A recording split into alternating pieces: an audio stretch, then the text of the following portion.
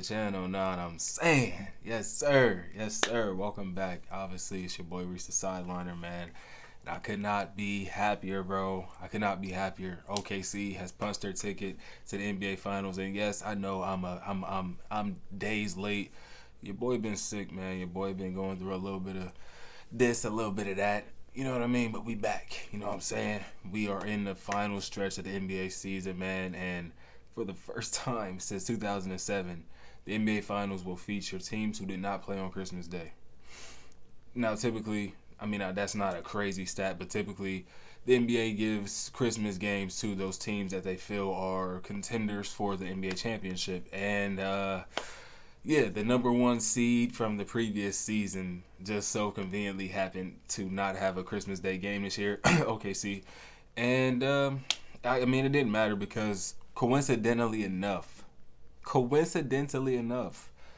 neither of these teams played on Christmas, but they played the day after.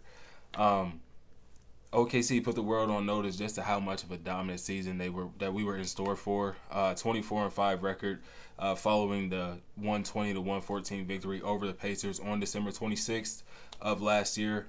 Coming into that game, the Pacers were a 500 team, 15-15. And at that point of the season, it was not looking very promising for Tyrese Halliburton. He was getting a lot of slander online and just within the media, talking heads on TV and things of that nature. Even on podcasts that I listened to, a lot of people were not feeling the season that Tyrese Halliburton had to start. And they grilled him for it every chance that they got. But obviously we see the player that he has turned himself into down the stretch of the season, and it was much needed for this team to do just that. Both teams up to that point were really, meshing at the calendar. When you consider the calendar turn of from 2024 to 2025, both teams were really rolling following that calendar turn. But throughout the season, the Thunder were very, very, and I mean very, very dominant and impressive versus Eastern Conference teams. Nearly perfect 29-1. The only game that they lost was against the Cleveland Cavaliers on January 8th, and I just so happened to be in the building for that game. I'm sorry, OKC. The last time I was in attendance was the season opener in 2023, I think, for the Cavs when they played the Thunder. It was the home opener, rather, and the Thunder won. So, I don't know. I'm 1-for-1 for every time I went to – or no. Yeah, 1-1 for every time I went to go see my team. But that's besides the point. And then the Pacers, on the other hand, versus the Western Conference, were at 21-10 throughout the regular season. Two of those losses obviously being to OKC. The one on December 24th, where Shai Gilgeous-Alexander, torched the Pacers, put the team on his back, coming down double digits early in the first half, walking away with a near 45-point triple-double, while, like I said, coming into this game and up to this point of the season, about 30 games in, Tyrese Halliburton was not looking really good, and in 35 minutes, he ended the game with just 4 points, 8 assists, and 2 rebounds. But a valiant effort for Andrew Nembhard, almost booked a triple-double of his own with 23 points, 7 assists, and 9 rebounds in his 29 minutes of play. But then in their second game, toward the end of the season, which was on March 29th, it went a bit of a different way this time. OKC was able to win by double digits. I want to say, 21 points, 132 to 111. One of an NBA record-setting 54 double-digit wins in a single season. That's how players do. In this game, the Pacers had 8 different players scoring double digits, but it did not matter. OKC led by 12 at the half, and then came out in the third quarter, put 41 up on the Pacers. Even though they scored 31, it just wasn't enough because going into the fourth quarter, it was 102-80, and that was pretty much all she wrote. And all of this was going on without Chet Holmgren in that game. So, with all that being said, the way that last game of the season went between the two teams, and we did not have Chet Holmgren, obviously regular season you can't look too deep into to try to evaluate what's going to happen in the playoffs, especially for a team as hot as the Indiana Pacers have been. It's honestly crazy to really put into words, and we're going to get into that a little bit later, just how dominant both of these teams have been, not only in the playoffs, but in the regular season. But like I was saying, the way that they were able to take care of business without Chet Holmgren, and I want to say Kenrich Williams even got some burn in his game. Like we had, what's the dude's name? Brandon Carlson got some burn in this game. I want to say he played damn near 13 minutes. So that should tell you just how much of continuity that this team in the OKC Thunder actually have. Obviously, we see the team that the Pacers are. I've been on record saying that I think they're the most complete team in the NBA just off of how well the ball moves. And like I said, in this game alone, they had 8 different players score double digits, and that's just how they are so successful. Not any knock to Shea, but there's not one player on this team that I even think is capable of averaging 30 points. I mean, I guess you could say Pascal Siakam, but I think his career high might be a 24 points per game. Correct me if I'm wrong, but I don't see any player on this team capable of averaging 30 points per game. You could say a Tyrese Halliburton because of the volume of his three-point shooting, but the way that he passes the ball, he doesn't even want to average 30 points per game. He's trying to get more and more assists every single season. He's been doing it. I think he went from 10 to 11 to 12 or something like that. Like he's been on a trajectory of being one of the better passers when it's all said and done, of his career is all said and done, one of the better passers of all time. As far as like season average and just total assists, like he is really one of the most skilled players when it comes to controlling the game, not only in the playmaking aspect, but just knowing when to turn it on and get his shot as well as get his teammate involved. And like I said, we'll get into that a little bit later. But both teams, like I said, up to this calendar term from December 31st to January 1st, both of these teams have been playing the best basketball throughout the back. So from January 1st to whenever the last day of the regular season was, like April 15th or something like that. The Pacers have been the second best win percentage team in the NBA with a 72.4%, trailing obviously only the Oklahoma City Thunder, who have a crazy 80.3% win percentage since 2025 has begun. And that, like I said, that is from January 1st to the last day of the regular season. Obviously, those numbers have altered in the playoffs. In a previously filmed video on this channel, I showed a chart that, showed team records against teams that are, or the way that teams are performing against teams that are above 500 and teams that are below 500. In the Eastern Conference and in the Western Conference, respectively, there were 3 teams apiece. Out east, of course, you had the Cleveland Cavaliers, who were the heavy favorite, number 1 seed, most dominant team out east this season with 64 wins, and obviously the Boston Celtics. And the third team to sneak in there, only by 3 wins, nonetheless still above 500 or handling business against teams above 500 consistently, was the Indiana Pacers. And I think I said something like, I can't even remember how I worded it or what I even said, but I did give the Pacers their respect of how well they are able to, just like Tyrese Halliburton, 11 for 12. It might even it's even better now, like that he's had so many more opportunities in the playoffs on last second attempts to either take the lead or tie the game late in the fourth quarter. Like the way that, and he's doing that, obviously we see on the biggest stage. He did it against the Cavs on that 7-point comeback. He did it against the Milwaukee Bucks on that 7-point comeback. Like he's done it against teams that are, playoff contending, whatever you want to consider them, teams.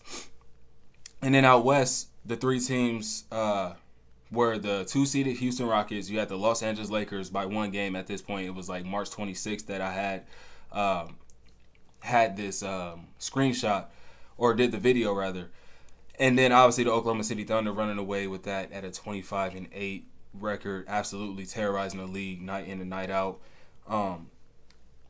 There's just been so much scrutiny on both of these teams. Like I said earlier, the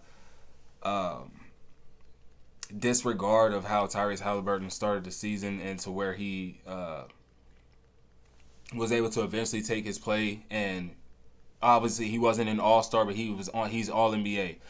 Pascal, the season prior, I believe, wasn't an all-star, but he was all-NBA or something of that nature. Pascal he was the all-star for the Pacers, but he didn't make all-NBA because of how well Tyrese Halliburton eventually turned in, or how well he was able to turn his season around and end up making all-NBA. Like leading this team into the playoffs in the way that he's been performing in the playoffs has just been magnificent. I don't even know where I was going. I got off track with that, but we'll move forward. Obviously, the Thunder, like I said earlier, finished with 54 of their 68 wins coming by double digits, which is more. Their 54 wins are more wins than any Western Conference team had total.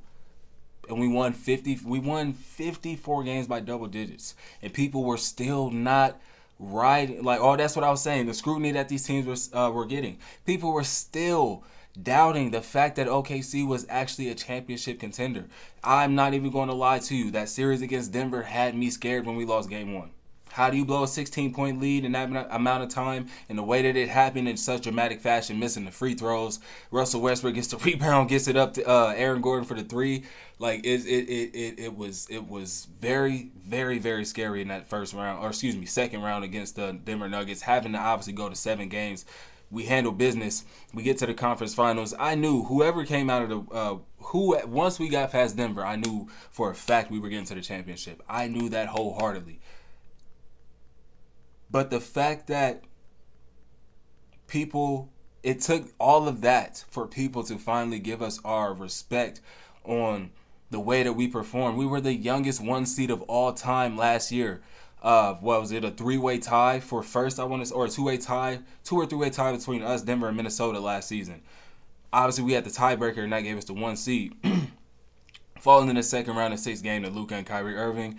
Obviously, there was room for improvement. We didn't have enough rebounding or perimeter defense to guard players of Kyrie Irving and Luka Doncic's caliber. So we go out and we trade Josh Giddey for an Alex Caruso. A hell of a man. That was probably the best trade of the offseason, if you ask me. And I'm not even like, there might be bias there. And I'm not even thinking of every trade that happened in the offseason, but that to me was the perfect and probably the most properly executed trade in the entire offseason, because we didn't even give up draft capital. It was basically just 1 for 1, essentially.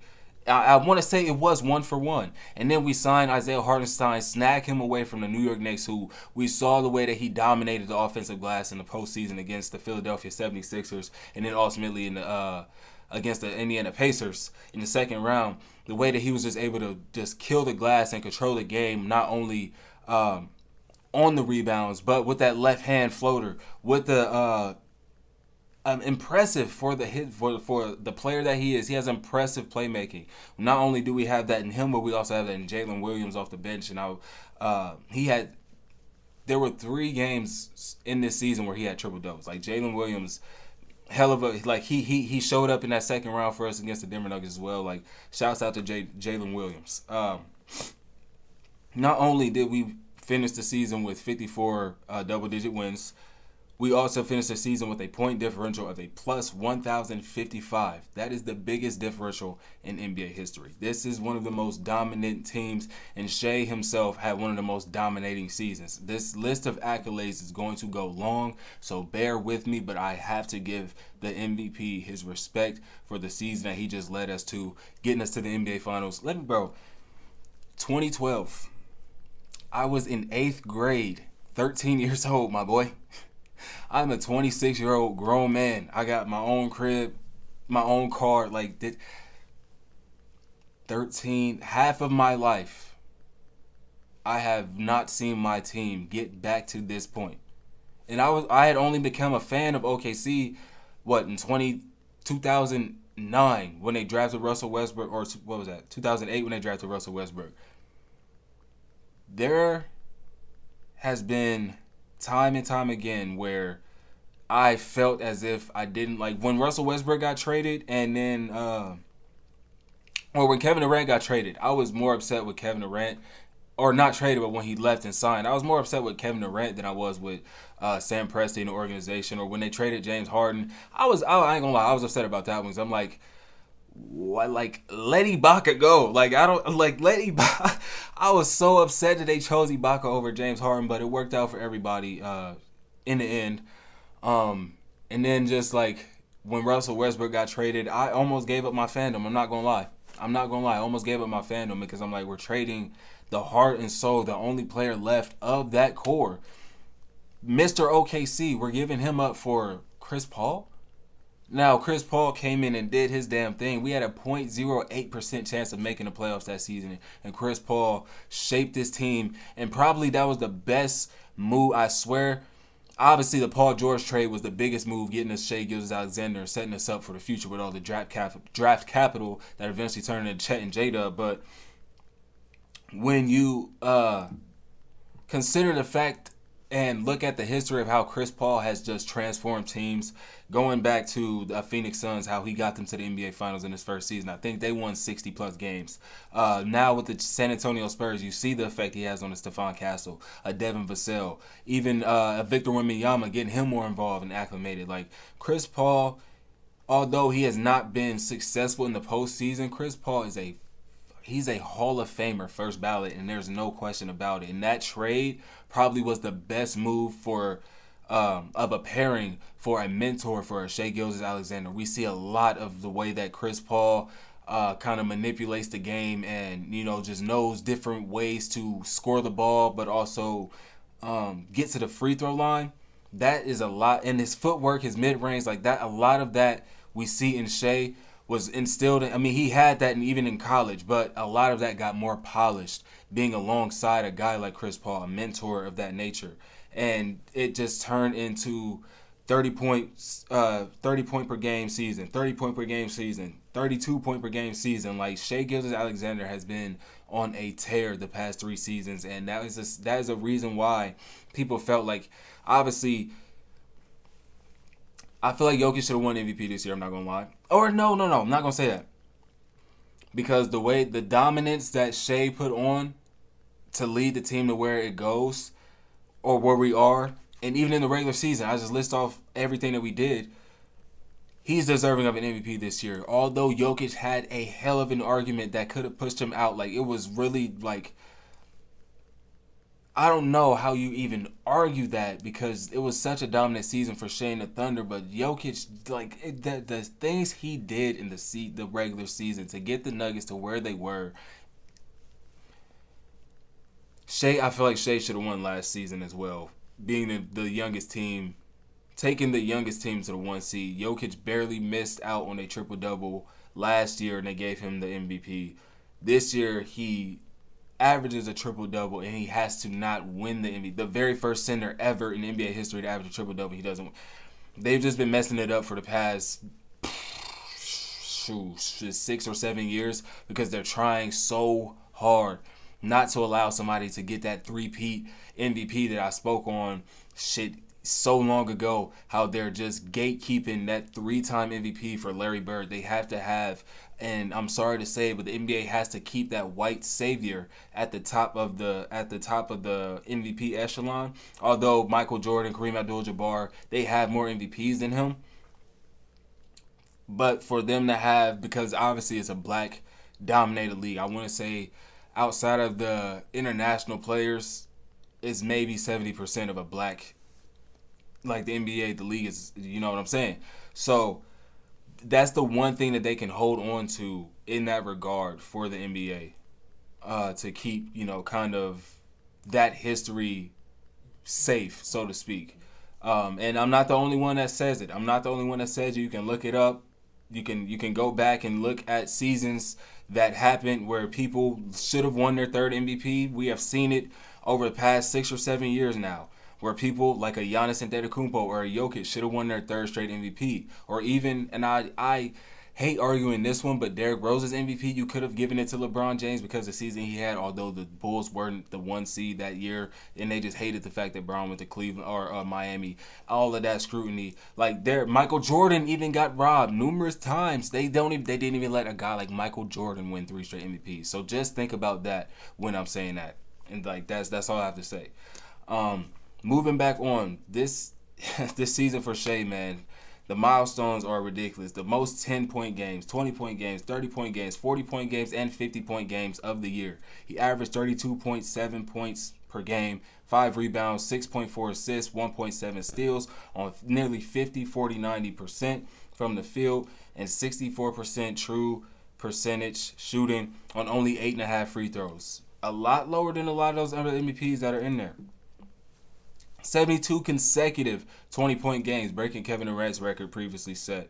Um, 49 30-point games in a season, second in total steals with the 131, and led OKC to the most wins in franchise history.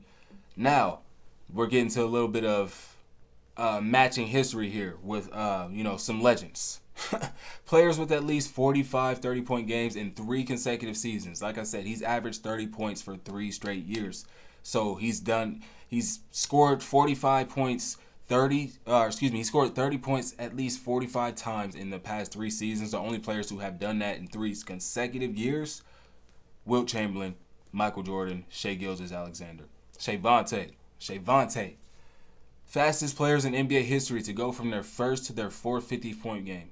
And this, bro, when I was, and I couldn't even cover, I wasn't like covering the league at this time because I was in school. Like I couldn't lock in the way that I needed to. The stretch that Shai had over this 19 games, and we got a Nat in here now. The stretch Shai had over this 19 games to go from his first 50-point game of his career to his fourth was absurd. Insane, bro. Like he was just dog walking the league, bro, at this point. And I think we were streaking at that time for sure. Definitely. But he is the quickest by far to go from his first to his fourth 50-point game in NBA history. It's him at 19 games. Then you have Dominique Wilkins, who previously had that record at 44 games. Then you also show up with Wilt Chamberlain with 56, and Michael Jordan's also there with 57. Most points per game all time during a 15-plus game win streak. You have Shai this season. He averaged 33.1 points per game during a 15-plus game win streak. Then you had Kareem in 70-71. He averaged 32. In 15-16, you had Steph Curry, 31.5 points per game. And in 95-96, you had Jordan averaged 31.2 points per game. If I'm not mistaken, every single one of those seasons, those teams won the NBA championship. I know for a fact. I was about to say for a fact, but no, 15-16 is that 3-1 comeback. They were supposed to win, but that was the greatest season of all time by any team in the regular season for that Warriors team. Steph Curry averaging that 31.5. Michael Jordan's Bulls definitely won that championship in 96. And I want to say Kareem on the Bucks won in 71. But an anomaly for that Stephen Curry, like how do you blow 3-1 in the way that it happened? Just look, it's LeBron James, you know what I'm saying? A list of the longest streaks of 25-plus points in this season. Shai, 22 straight games. Shai, 19 straight games. Shai, 19 straight games. There is nobody that scores the ball more consistently than Shai Gilgeous-Alexander in this season. And trust me, I got a little bit more right here. Guards to average 30-plus points per game on 50-plus % from the field on 3 straight seasons. Michael Jordan, Shai Gilgeous-Alexander. I know I just threw a lot at you, bro, but this is just the facts on the piece of paper, on the notes, on the phone that I have in front of me. Shai has had a dominant season, and you could go look up whatever you want to look at. He was more than deserving of the MVP this season. He is eligible. As for winning that MVP, he's eligible this season to sign a 4-year, or before the MVP, to sign a 4-year, $293 million extension with OKC. But because he won the MVP, and, this would have applied to, being named All-NBA as well, Shai is now eligible to sign a 5-year, $380 million extension, but he would have to wait to do that until next offseason, so 2026 offseason. He'll be making damn near $1 million a game. Like, this is insane money. And I've seen so many people, and I've laughed every time I've seen it, talk about second apron this, second apron that, this team's not going to last, blah, blah, blah, blah, blah. The extensions of SGA, Jalen Williams, and Chet Holmgren will not break up this team. Sam Presti knows what he's doing. He knows exactly what he's doing. I'm not saying this team's going to last 10 years. Definitely not. But Shai's not going anywhere. J-Dub's not going anywhere. And Chet's not going anywhere. If anything, and I hate to say it, it'll be the surrounding pieces of an Isaiah Hartenstein or a Lou Dort. As much as we love his defense, it would be those kind of caliber of players. And Isaiah Joe, who got his bag this offseason, or an Aaron Wiggins, like, who got, like, they're not, come on now. Like, really think about it, man. Like, No, it's not happening. And speaking of J-Dub, man, in his third season, and I made a video a while back, just the trajectory of J-Dub every single season. I'm not even like, he has career highs across the board. Obviously, it's only third season, but every single season he's getting better in every regard of the game. Career high in points per game, 21.6. Career high in rebounds at 5.3. Career high in assists at 5.1. A career high in steals at a 1.6. Like, every single season he is elevating his game and learning a different layer and applying it to us for us to be successful.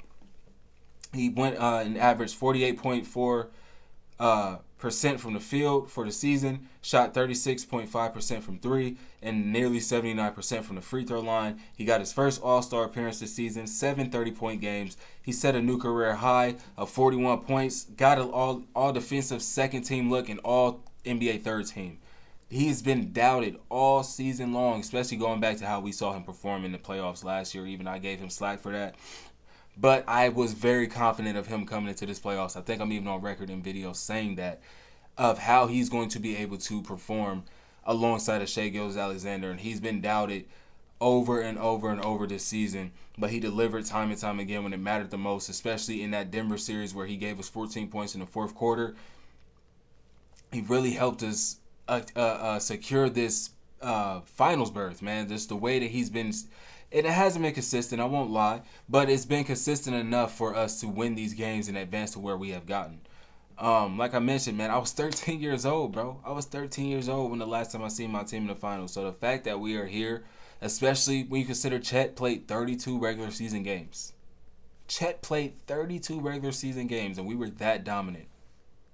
Acclimating a new piece in an Isaiah Hartenstein and Alex Caruso, having to find a new role for an Aaron Wiggins who kind of blossomed last season, as well as an Isaiah Joe who was hit or miss on his three-point shots this year. We were one of the better three-point shooting teams last season that kind of dipped off this year, but nonetheless, we are where we are off of the backs of a Shai Gilgeous-Alexander and a Jalen Williams holding it down for us all season.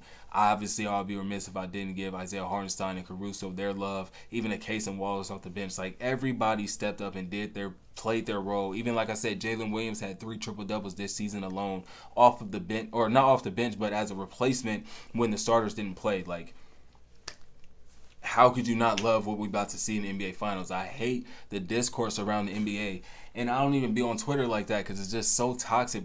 I just hate the discourse around the NBA when it comes to smaller market teams, or just period, just trashing players and just all kind of garbage. Like, where are the real talking heads of basketball? Like, obviously we got the NBA player-led podcast and things of that nature, and we got guys like Pick a Side, and we got Numbers on the Board. Like, these are, fans of the game who just love talking basketball on, not on some clickbaity or just, Pick a Side can kind of get clickbaity a little bit, but they are still talking valuable basketball. So, shit, anybody out there, bro, that, I've always been I'm down, bro. I want to have conversation with people. I've been saying that since I started. Like, if there was somebody that I can have and make a podcast with, or bring on to the podcast, obviously I'm not going to give up my Sideline perspective. That's a market, that's a brand name.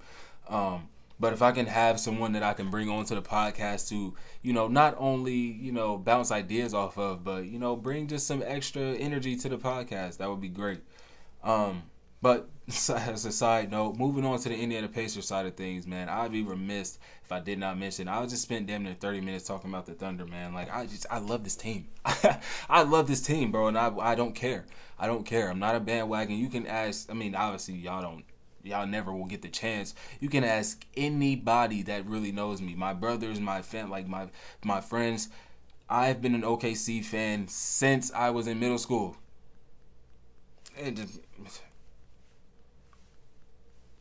I said middle school. Obviously middle school, but 2008 I was in elementary.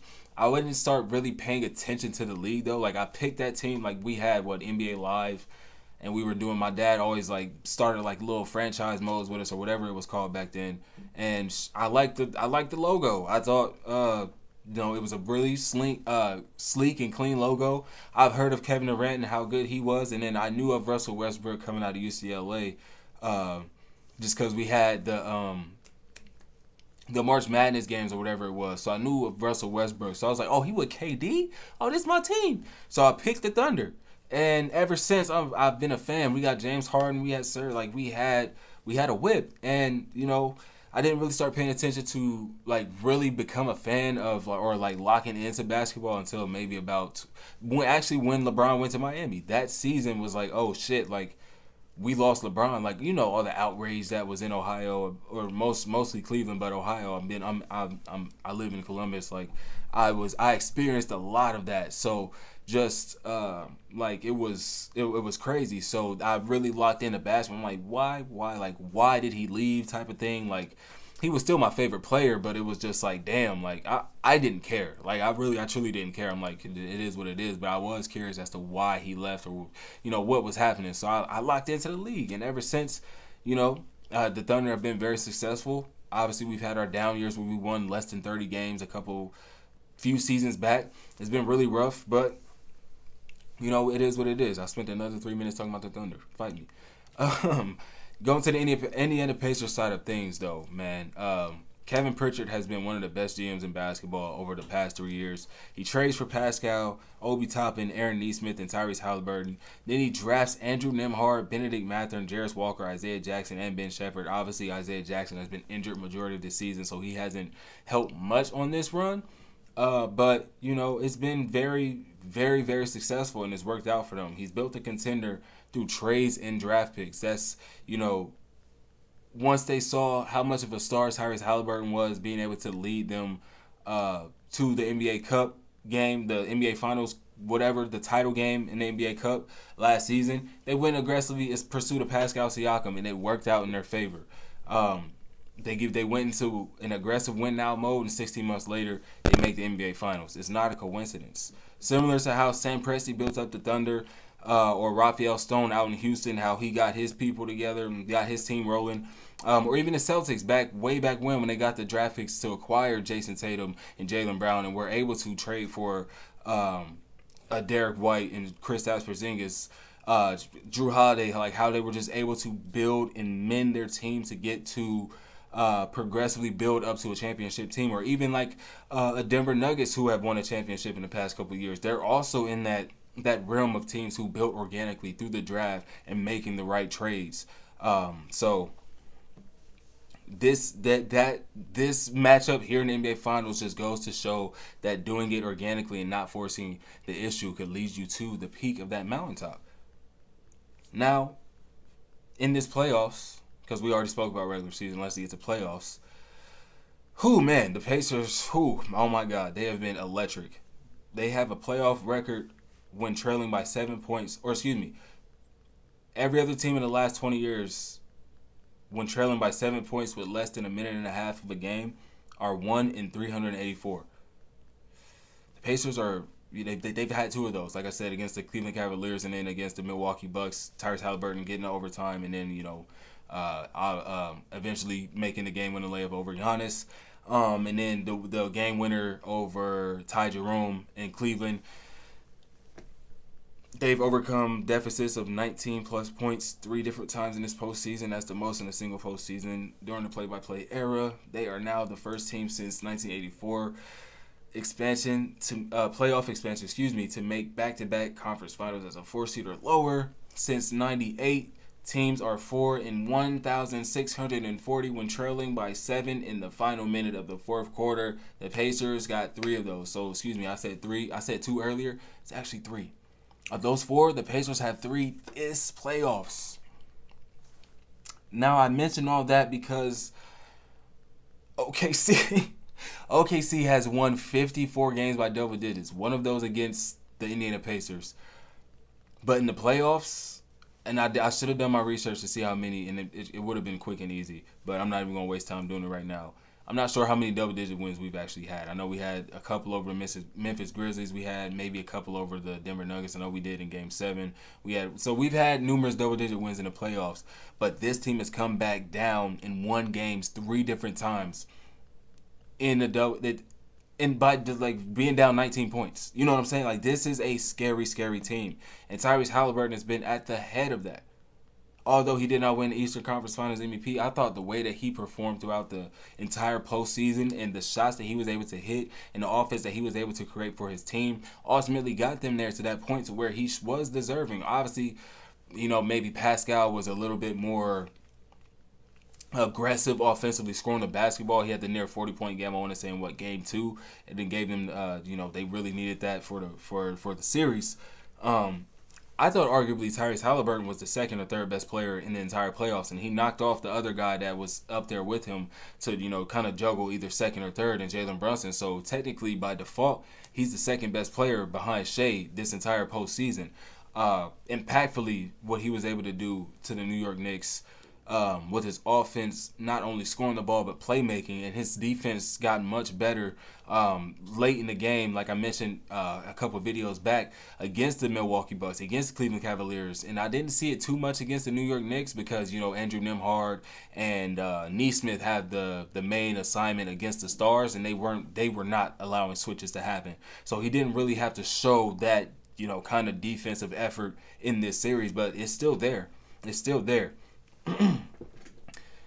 And speaking of Tyrese Halliburton, he's the only player in NBA history through their first 25 games in the postseason to reach over 450 points, 215 assists, and 75 three-pointers made. And like I said, his impact throughout the entire postseason just goes to show with that statement right there, being, such a young player in the playoffs, and just having the wherewithal to just do what he did, even with all the mess that happened in the first round with his dad and Giannis, just putting that aside and just locking in and focusing and actually really making history. Honestly, like, the Pacers honestly just made history. We even talk about his counterpart in Pascal Siakam and his NBA career so far. You go back to 2017 where he won a G League championship and a G League Finals MVP. Then 2019, he's the most improved player and he wins the NBA championship along Kawhi Leonard with the Raptors. 2020, he gets his first All-Star nod and he's second team All-NBA. 2022, All-NBA third team. 2023, he gets another All-Star nod. 2024, he helps the Pacers get to the Eastern Conference Finals, obviously getting swept by the Boston Celtics last year. But now this year, taking down the team that took down the Celtics, even though Tatum tore his Achilles, I feel like the Knicks would have won that series regardless, just the way that it was looking. Taking that team down and getting not only an All-Star nod during the regular season, but winning Eastern Conference Finals MVP, Pascal Siakam has been one of the most underappreciated players in the league, and came in at the deadline last season and immediately just helped the Pacers turn it around and make an impact for who knows how long to come, because I think everybody is secure on this team contract-wise. I mean, I'll have to double-check, but I think for the most part their core is locked up for the next couple of seasons. Not to mention, since 2020, he's been averaging 20 points per game, so he's a consistent basket every single night, every single season, and that is why he was able to achieve and secure that Finals MVP with the offense that he was able to produce. And then lastly, before I get out of here, just a little tidbit, to bring my Thunder back into it to wrap things up. There have been 4 duos over the last 50 years entering the NBA Finals have been averaging at least 20 points, 5 rebounds, and 5 assists. That's nice. Oh, man, I'm so excited for this Finals, man. I want to see my team win. I'm getting the Western Conference Finals gear. You already know that. And then when we win the NBA Finals, I'm getting the Larry O'Brien, and it's going to be posted up somewhere in this room. Y'all going to see it every video. 1991, Jordan and Pippen, NBA champions. 2021, Giannis and Chris Middleton, NBA champions. Yeah. 2023, Jokic and Jamal Murray, NBA champions. 2025, Shea and J-Dub. Tell me we not winning the championship. You are talking to the wrong guy, because I have full faith in my team. I know the Pacers have been great, and they have been doing a damn thing out east. I'm not saying we about to cakewalk or dog walk our way to the NBA Final Championship, but man, do I have the utmost just belief in this team this season, man. Like, it has been a long ride, man. Pause. It's been a long ride. Very bleak times. Obviously, it's not been terrible. Like, we haven't, like, We went 40-42 as a 10 seed, missed the postseason by losing a play-in game to the New Orleans Pelicans. Then we come back, follow that up, being the number one team in the NBA, or excuse me, in the Western Conference, the youngest to do so. And we follow that up, doing that again, being the second youngest team to be a one seed. I'm talking way too fast. Not only doing that, but being the best team in the NBA, the highest point differential in NBA history, with like a 12.8, I think it is. 54 double-digit wins, the MVP of the regular season, the Finals MVP of the Western Conference, like. NBA Finals, man, I cannot wait. June 5th. I'm here. I'm locked. Man, oh my gosh, bro. Next season is going to be a movie if we get that ring night. I might even order myself a ring. Like, I'm going all out. Y'all going to see me in this jaunt dancing. I'm doing all, like, I'm going crazy. I'm telling you, bro. I ain't going to do nothing crazy, but I'm definitely celebrate, bro. For sure. I might even pop some champagne on camera. I don't even know. Like, I got to think about it. And this is like a perfect scenario for me, but I kind of dropped the ball. NBA Finals tickets is $700, bro. Had I thought about this potential, like, I mean, Eastern Conference, I mean, we were thinking either Boston or Cleveland. I wasn't about to go to Boston, and then I could have gone to Cleveland if they got to the NBA Finals. I wasn't even considering going, though, because of how expensive shit is. I'm not, like, that's rent, bro. That's my car payment and insurance, bro. $700. That wouldn't be a wise investment for me, but I guess I could have saved up a little bit. The fact that they're in Indiana, like, not that far of a drive, like, that would have been great to see this, bro, in person, but like I said, this team ain't going nowhere. This team is not going nowhere. We got so much draft capital over the next couple seasons, like 5 years. It's not even funny, bro. Like, we got picks in this draft that we don't even need to use. Like, it's not even funny. Like, we are good. So, with all that being said, man, it's about to be a movie, and I cannot wait. NBA Finals, Game 1, June 5th, Thursday. Be there or be square. You know I am decked out. I'm going all. I'm tuned in, bro. I'm locked in, and yeah, man. Then we gonna get into off season stuff shortly after. I got a lot planned for the off season. We gonna finally get on the road, bro, because I'm finding the stability. I'm just, it's been a long process. Every time I get on here, it's like this nigga go through something every week, every video. He like, I done went through this, I done went through that. I'm telling you, bro, it's been rough. But with all that being said, trust me when I say we are locked, bro. Like, it's like I've never been before, bro. I appreciate y'all tuning in. I guess we can make this a sideline perspective. I didn't even expect to do that, but it's long enough to do so. So sideline perspective, episode whatever, season 2. This is how unlocked in I've been. But trust me when I say I am locked. I want this shit bad, bro. Like, I truly, I love the game so much, bro. Like, there's no other career that I would see myself in if it's not basketball, bro. Whether it's sitting in front of the camera and talking the way that I do for 40 plus minutes, whether it's sitting behind this camera and filming something and just, being one of those guys, like, some way, shape, or form, bro. I'm 26. I've given myself till I'm 30 to actually, get some kind of traction in that regard. I've gotten a little bit. We're just getting our feet wet. Like I said, I've got a lot going on behind the scenes. Like, I even applied to be a sports, what was it? Something to do with the Columbus Wizards. That's what it was. They're the ambassador of the team. I applied to be that. So I got some things in motion that hopefully come to fruition. It's just going to take a lot of preparation. It's going to take a lot more time. It's going to take prayer. It's going to take luck. It's going to take a lot. But as long as y'all keep sticking with me, man, I appreciate all of y'all, bro. Trust me when I say all of y'all. I don't even know who even still watches from day one.